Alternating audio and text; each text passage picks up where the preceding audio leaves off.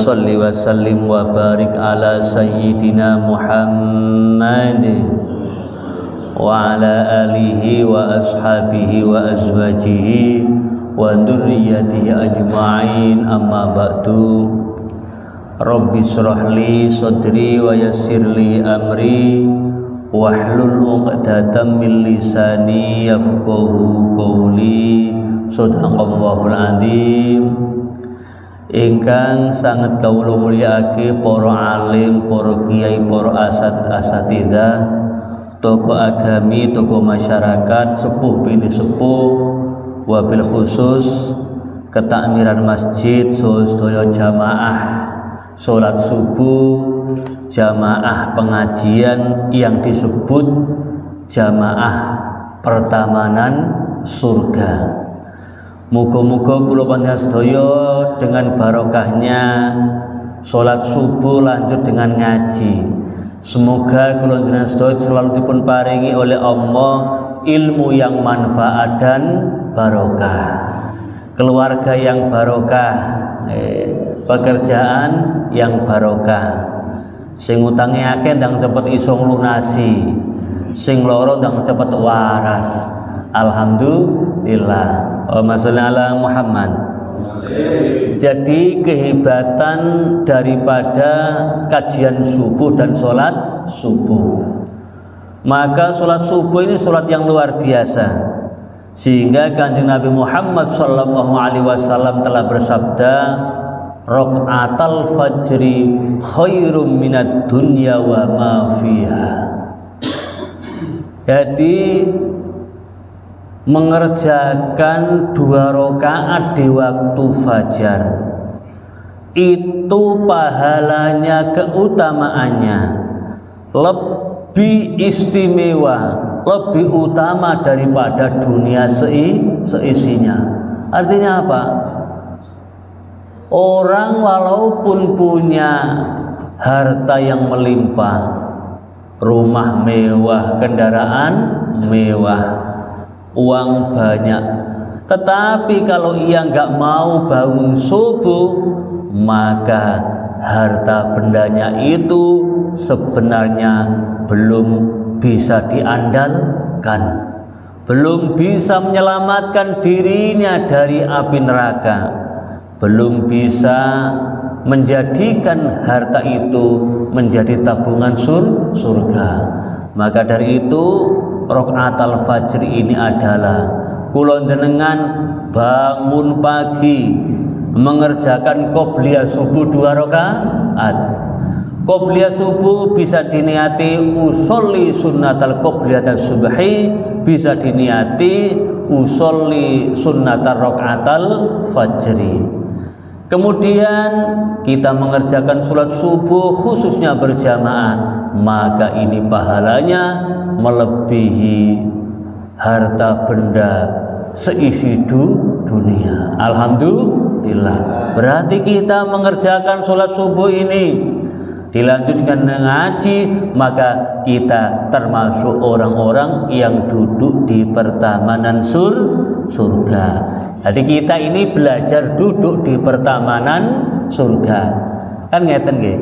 Jadi semua tempat yang menunjukkan sebuah tempat itu ada kenikmatannya, itu ya dimulai di luarnya ada pertamanan, maka ada baca pertamanan surga.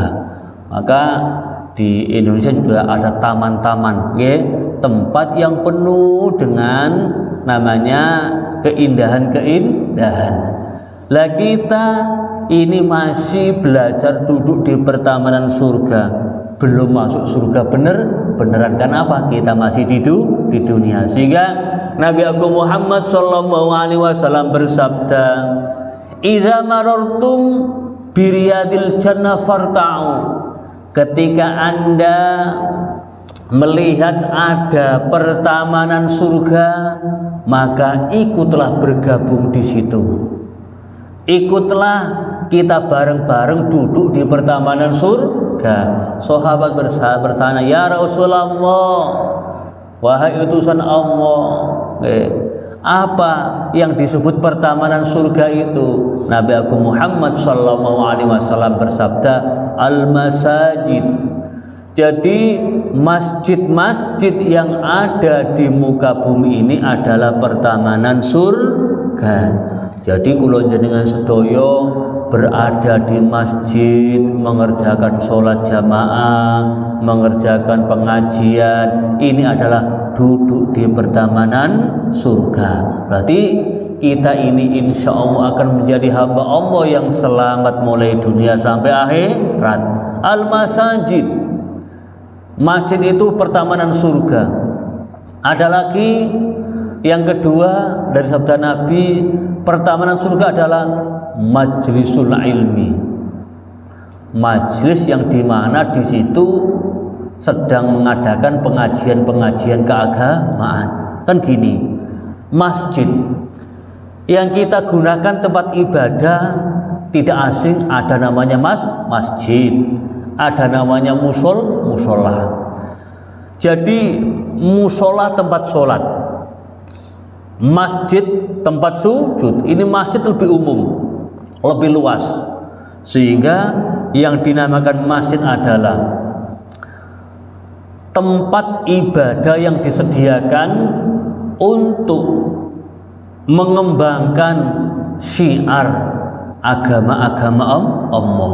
Maka masjid adalah tempat sholat berjamaah, tempat pengajian-pengajian keagamaan, tempat forum-forum zikir, forum-forum ilmiah.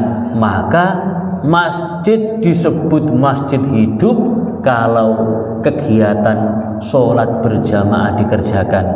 Masjid akan menjadi hidup kalau ada kegiatan syiar agama seperti ini. Maka berarti kita sholat jamaah di masjid, ngaji di masjid adalah termasuk syiar agama Allah, memakmurkan rumah Allah, dan otomatis kula jenengan akan dimakmurkan oleh Allah Subhanahu wa taala. Allahumma shalli ala Muhammad. Jadi itu masjid. Sehingga dipun sabdakan baginda Nabi Agung Muhammad sallallahu alaihi wasallam bahwasanya dalam hadis qudsi, inna baiti fi ardi al-masajid. Allah Subhanahu wa taala dalam hadis qudsinya, sesungguhnya rumahku di muka bumi ini adalah masjid. Maka disebut masjid adalah rumah Allah. Tapi jangan difahami bahwa Allah butuh rumah, enggak. Artinya apa? Masjid rumah Allah. Barang siapa yang mau sholat di masjid, berzikir di masjid, ngaji di masjid, berarti otomatis dengan sowan menjadi tamunya Gusti Allah. Dan tamunya Allah kula jenengan sedaya yang ada di masjid ini, maka akan dimuliakan Allah mulai dunia sampai akhirat. Di dunia hidupnya nikmat, melihat istri alhamdulillah, lihat suami alhamdulillah, lihat anak alhamdulillah. Kita melihat anak alhamdulillah, walaupun nangis memang anak. Melihat suami alhamdulillah, melihat istri alhamdulillah, rezeki berapapun alhamdulillah. Maka kehidupan kita akan jadi baiti jannati, rumahku adalah surgaku. Karena apa? Penting ini. Orang kalau sudah melihat suami sumpek, lihat anak sumpek, repot. Hidupnya tidak ada kebahagiaan. Karena apa? Bagian daripada yang bisa menjadikan kita hidup bahagia dunia sampai akhirat adalah bersyukur dengan suami, bersyukur dengan istri, bersyukur dengan anak, bersyukur dengan orang tua. Harus bangga, siapapun orang tua kita harus bangga, karena dengan bersyukur maka kita akan menjadi orang-orang yang makmur alhamdulillah. Bermula dari Allah tadi berada dalam hadis qudsinya bahwa rumahku di muka bumi adalah masjid.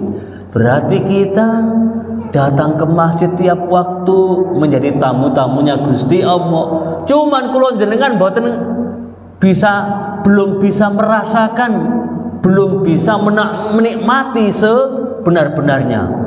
Karena sesungguhnya ngeten, yang ngaji, yang sholat kemarin tidak hanya dari golongan manusia saja, ada golongan kula jenengan tentu karena kita ini yang mengomando, memimpin, mengendalikan agama yang dibawa Kanjeng Nabi Muhammad sallallahu alaihi wasallam adalah manusia. Ya, kita yang jadi pemimpin, kita sholat jamaah, ketahui di belakang kita ada golongan jin Islam, ada golongan malaikat.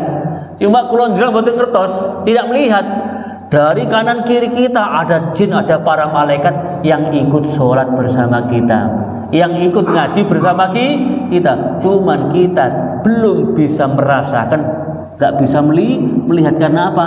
Memang alamnya berbeda. Kalau mereka semua menampakkan, kita yang gak mendapatkan tempat.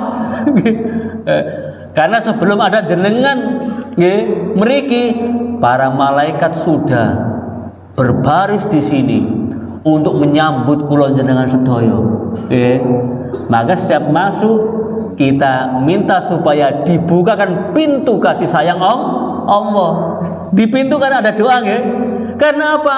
Nabi aku Muhammad sallallahu alaihi wasallam bersabda, tidaklah masjid-masjid Allah digunakan berzikir, menyebut nama Allah, kita gunakan sholat, kita gunakan ngaji seperti ini, maka Allah subhanahu wa ta'ala akan menurunkan para malaikatnya turun di masjid ini untuk menyambut kula jenengan sedaya. Menyambut, ya sing teko awal ya disambut, sing teko keri ya disambut. Walaupun jangan di sini sholatnya agak telat, ya emang sholat gak perlu lama-lama, awaten kula gak lama-lama sholatnya juga. Walaupun jenengan tengriki mendapatkan kunut, terkadang hanya mendapatkan ikut tahiyat akhir, tetap jenengan ditulis sebagai tamu Allah, sholatnya berjamaah. Berapakah pahala berjamaah? Satu Nabi bersabda, sholat berjamaah itu pahalanya 25 kali lipat, 25 derajat. Yang lain yang populer juga 27 derajat. Nah, ini luar biasa. Maka kalau kita angan-angan, kita kiaskan, orang yang sholatnya gak berjamaah itu sebenarnya agak rugi. Karena gini, sholat kalau nggak berjamaah hanya 1 derajat, kalau berjamaah 27 derajat. Kalau diuangkan, ngapunten nggih, kalau diuangkan di dunia, jenengan disuruh untuk kegiatan kerja atau ada undangan apa di situ, ada mendapatkan ngapunten amplop 1 juta, kalau ia sendiri, kalau ia kelompok mendapatkan berapa? 27 juta. Kira-kira jenengan dapat amplop, dapat sangu 1 juta dengan 27 juta, milih mana? Ya milih 27. Begitu juga di akhirat ini butuh bekal. Allah berfirman, wa tazawwadu fa inna khairaz zati taqwa. Perbanyaklah bekal, sangu, karena sesungguhnya baik-baiknya bekal atau sangu adalah bertakwa kepada Allah subhanahu wa ta'ala. Baik-baiknya bekal yang kita nanti gunakan untuk menyelamatkan diri dari gangguan ujian dunia sampai akhir adalah takwa kepada Gusti Allah. Apa takwa? Selalu rajin dan bersemangat menjalankan perintah-perintah Allah, selalu berusaha semaksimal mungkin untuk menjauhi larangan-larangan Allah subhanahu wa ta'ala. Berarti bukti takwa, kita rajin kerja mencari rezeki yang halal, rajin sholat jamaah, rajin mengaji, rajin bersedekah, selalu tolong menolong antara sesama manusia. selalu tolong menolong, bantu membantu antar umat manusia. Ini kita kalau sudah kayak gini, maka hidup di dunia nyaman.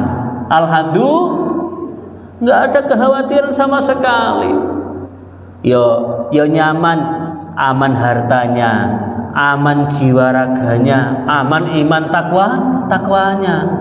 Enggak takut dirampok, enggak takut dimaling, enggak takut ditekani gendru. Karena apa? Karena memang Allah Subhanahu wa taala telah menjaganya. Wih, sebenarnya masjid ini yo kalau kita perjalanan lewat mana itu ada kuburannya. Nah, kalau bagi orang-orang yang tidak mempunyai keyakinan yang kuat, malam-malam melewati kubur, waduh kok kuburan, nanti ada hantunya, ada gininya. Ya karena nggak merasa nyaman, kurang yakin dengan dirinya, maka ia bisa dinampai hantu, ia bisa diganggu orang dan yang lainnya. Kenapa? Ia bekalnya belum cukup. Allahumma Muhammad. Bekal cukup itu penting. Nah, jalan jenengan umpama di dunia perjalanan jauh, awak keadaan sehat, bekal makanan ada, bekal uang ada, apapun yang terjadi di perjalanan, kendaraan nyaman, jenengan tidak ada khawatir, macet gak khawatir karena kendaraannya nyaman, ada uang, ada makanan, walaupun macet lama, makan apel, makan buah, makan apa. Allahumma Muhammad. Karena di jalan ono sing menghadang, mau apa Pak?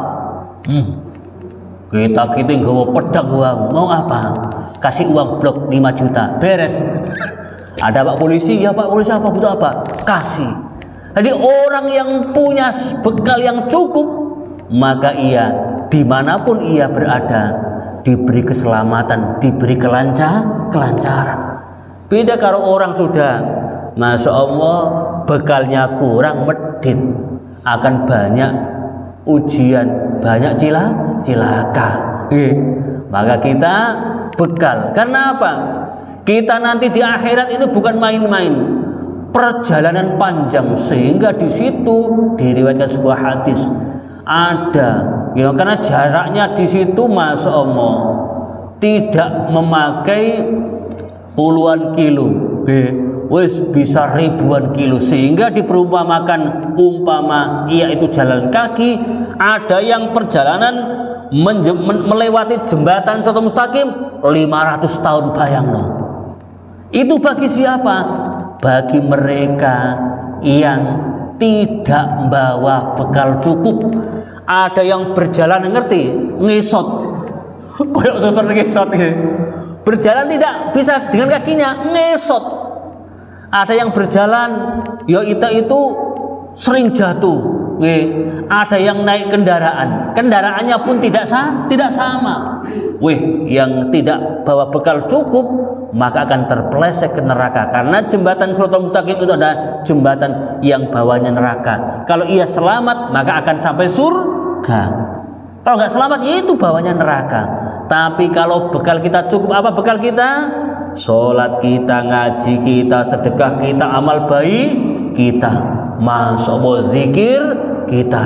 Setiap waktu kita gunakan berjalan ke masjid, kata Nabi, barang siapa yang mau berangkat ke masjid, ya untuk sholat, untuk ngaji, maka setiap jangka akan menghapus dosa-dosa kita dan menjadikan kita akan ditinggikan derajat kita di surga Allah Subhanahu wa ta'ala. Ingat tadi yang berjalan ratusan tahun menyeberangi jembatan yang bawahnya api itu, orang-orang yang gak pernah sholat, gak mau puasa, gak mau zakat sedekah, hidup makan tidur jalan-jalan, makan tidur jalan-jalan.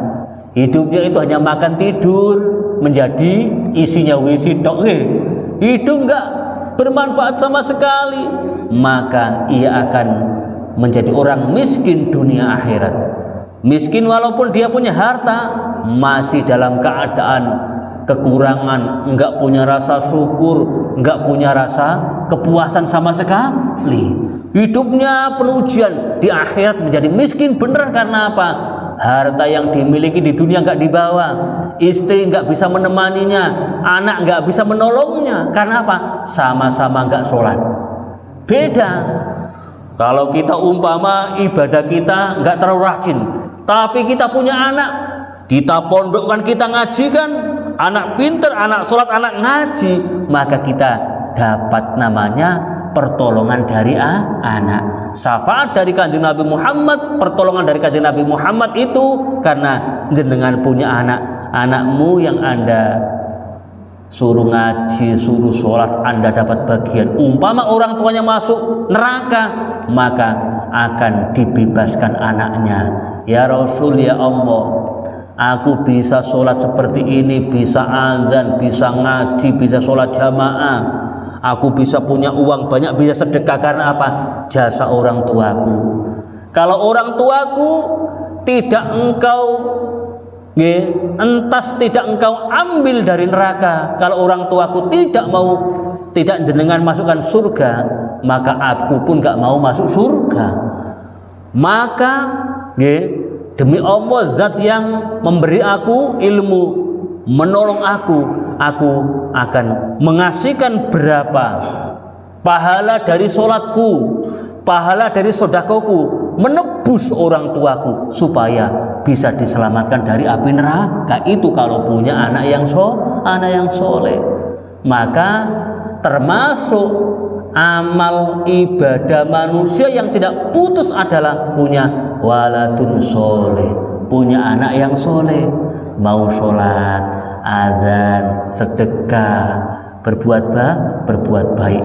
Kalau kita juga orang yang telah baik, di akhirat tidak perlu lama untuk menyeberangi jembatan Shiratal Mustaqim.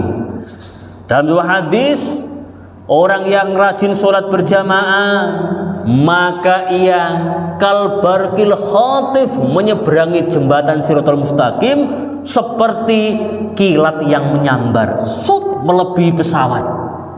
Tidak pakai jam, tidak pakai menit, hanya detik sampai surga Allah Subhanahu wa ta'ala. Jadi kita dengan memperbanyak bekal, khususnya sholat 5 waktu berjamaah, maka kita bisa menyeberangi jembatan Shiratal Mustaqim seperti kilat. Seperti kilat, cepat. Numpak pesawat, ada seperti yang seperti naik bis dan sebagainya.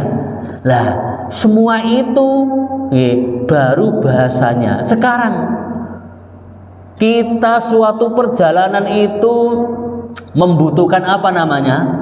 Jalan yang baik, jalan tol. Maka Nabi bersabda, man salaka tariqan ila ayatlubal ilma sahalallahu lahu tariqan ilal jannah. Barang siapa yang mau menjangkahkan kaki untuk menuju pengajian seperti ini, maka orang yang rajin menjangkahkan kaki untuk menuju pengajian keagamaan, orang itu nanti di akhirat akan dimudahkan Allah jalan menuju surga Allah Subhanahu wa ta'ala. Berarti kita ngaji ini bikin jalan tol ke surga. Lah, sholat jamaah kita itu menjadi kendaraan. Kalau kendaraannya sudah baik, apalagi jalannya baik, bekalnya zikir, bekalnya sedekah dan yang lain, maka kita perjalanan itu kendaraan enak, jalannya enak, bekal sangune akeh, maka kita akan menjadi orang yang beruntung. Alhamdulillah. Allahumma sholli ala Muhammad. Sampun nggih, yang terakhir daripada itu semua, bahwa gini, miftahul jannah la ilaha ingat, kunci surga itu la ilaha illallah. Hadis lain, miftahul jannah as-sholat, kunci surga itu adalah sholat. Artinya apa? kunci surga sholat. Walaupun orang itu mempunyai amal sodako banyak, ya dia ada yang wakaf apapun, ya, puasa dikerjakan, tapi kalau enggak sholat masuk surga itu sulit, karena kunci surga kata Nabi adalah sholat. Lah sholat itu merangkai kalimat la ilaha il. Maka dalam sholat wajib, dalam tahiyat, at-tahiyyatul mubarakatus sholawatut thayyibatul lil, terus sampai asyhadu an la ilaha illallah wa asyhadu anna muhammadar rasul.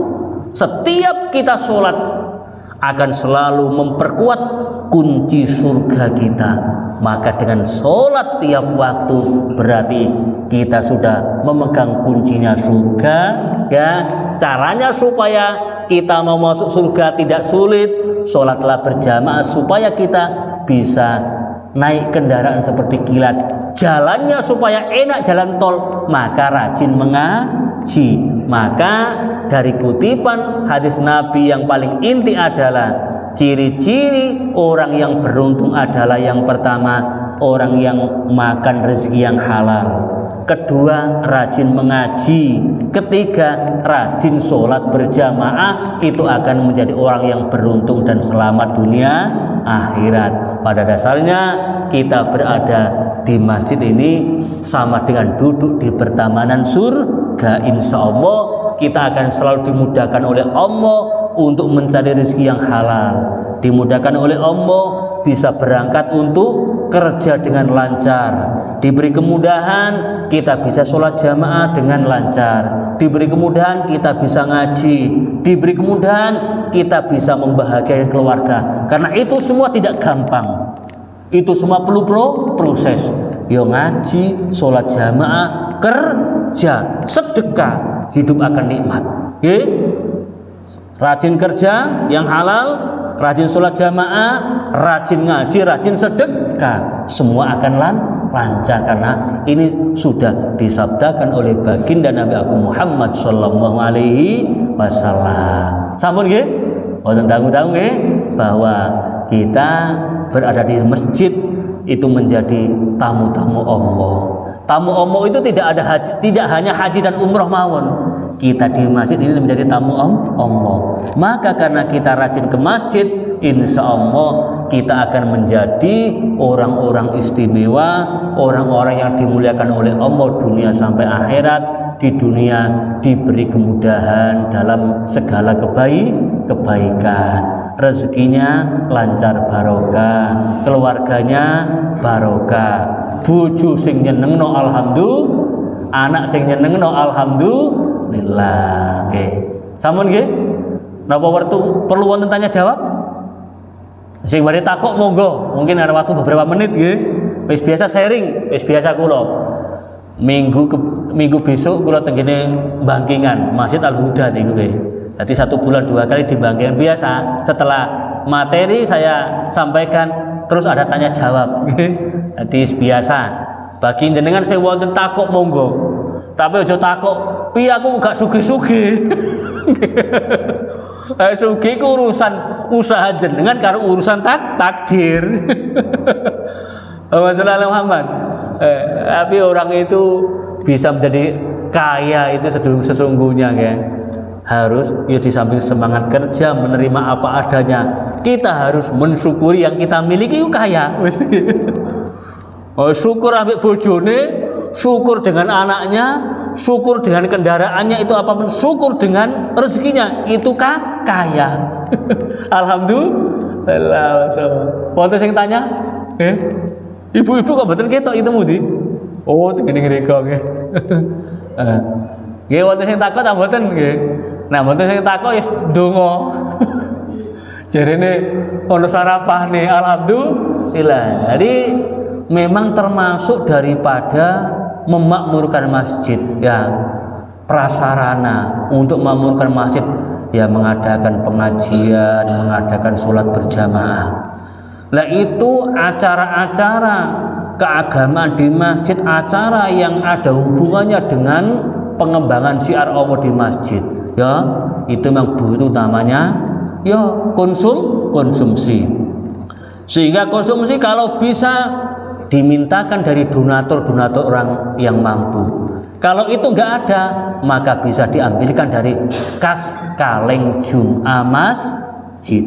Ya, itu kami bahas ya di PCNU Gresik. Bagaimana hukumnya menggunakan uang kotak masjid untuk kebutuhan syiar di masjid. Boleh untuk konsumsi pengajian, untuk bayari yang tukang muadzin, untuk tukang kebersihan. Yang enggak boleh itu uang wakaf. Contoh, aku wakaf uang untuk semen, untuk pembangunan masjid. Lah ini digunakan makanan tidak boleh. Tetapi kalau uang kaleng Jum'ah, uang sodako jariah, disebut sodako yang mengalir itu bisa digunakan untuk beli nasi, beli kopi, beli konsumsi untuk kegiatan di masjid, maka masjid-masjid besar dan sebagainya, ya, sehingga ono kulkasi kanggo jamaah sing salat dibuka nek wektu salat tok nggih, nek dibuka umum kok dientekno arek-arek nggih. Nah, ono kulkasi dikunci nek waktu ape salat dibuka supaya para jamaah ngambil itu diambilkan dari kaleng Jum'ah masjid, justru akan disunahkan demi kemakmuran, sehingga ada para jamaah yang ekonominya kekurangan, yang ia rajin kegiatan di masjid, mungkin satu minggu sekali dikasih beras, tidak apa-apa, justru menarik supaya ia rajin sholat berjamaah. Tapi bagi kita yang sudah mampu, jangan aku ingin mendapatkan, bukan. Kalau kita mampu, biayailah kebutuhan masjid, maka kita akan diberi kemakmuran dunia sampai akhirat. Sampun cekap nggih? Muga-muga barokah sedaya nggih. Masjid niki selalu dipun berkahi oleh Allah. Sedaya ya Allah, jamaah yang selalu rajin ke masjid ini, rajin mengaji atau untuk sholat jamaah, untuk kegiatan apapun kebaikan masjid, semoga ya Allah bukalah pintu rezeki untuknya, rezeki yang selalu barokah, rezeki yang selalu bisa membahagiakan kehidupannya, bahagia dan selamat mulai dunia ngantos akhirat. Kunci napa? Sregep nyambut gawe kerja, rajin ngaji, rajin beribadah, dan doa supaya diberi keberkahan dunia akhirat, insya Allah barokah. A'udzubillahi minasyaitonirrajim. Bismillahirrahmanirrahim. Allahumma shalli ala sayyidina Muhammad. Alhamdulillahirabbil alamin. Allahumma ij'al majlisina hadza majlisan marhuman lana mubarakatan lana nafi'atan lana fid dunya wal akhirah. Allahumma kfina wa aghnina bihalalika an haramik wa bi ta'atika an ma'siyatik wa bi fadlika amman siwaka ya Allah. Allahumma ja'alna wa jama'atana min ahli ilmi wa ahli al-Quran wa ahli salatil jamaah wa ahli sadaqah wa ahli khair wassalama wa afiyah fid dunya wal akhirah ya ilahana ya Allah. Allahumma ya Rabbana cukupono luberono ya Allah, beras akeh duit akeh ya Allah, ilmu akeh ya Allah, kanggo ngaji ya Allah, kanggo daftar umroh haji ya Allah, barokah salat subuh niki ya Allah, barokah nabi wali ya Allah ya Rahman ya Rahim, dengan barokahnya salat subuh ya Allah, dengan barokahnya zikir bersama ya Allah, semoga seluruh jamaah ya Allah jangan beri rezeki yang lancar barokah ya Allah. Yang punya hutang semoga cepat bisa melunasi ya Allah, rezekinya lancar barokah, keluarga yang bahagia selamat dunia akhirat ya Allah. Rabbana atina fid dunya hasanah wa fil akhirati hasanah wa qina adzabannar. Wa sallallahu ala sayyidina Muhammad walhamdulillahi rabbil alamin. Al-Fatihah. Bismillahirrahmanirrahim. Iyyaka na'budu wa iyyaka nasta'in. Ihdinas siratal mustaqim. Shiratal ladzina an'amta 'alaihim ghairil maghdubi 'alaihim waladdallin. Amin. Kirang langkungipun nyuwun agungipun pangapunten, kupat jangan santen, menawi lepat nyuwun pangapunten, muga-muga barokah sedayane. Wassalamualaikum warahmatullahi wabarakatuh. Allahumma sholli ala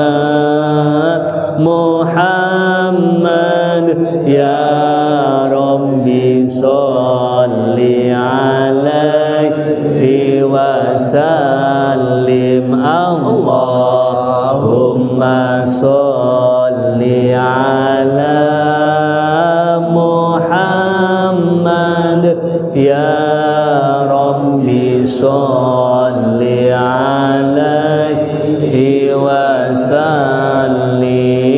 Sallallahu rabbuna ala nuril mubin Ahmad al-Mustafa sayyidil mursalin wa ala alihi wa sahbihi ajma'in bi barakatil Fatihah. Bismillahirrahmanirrahim.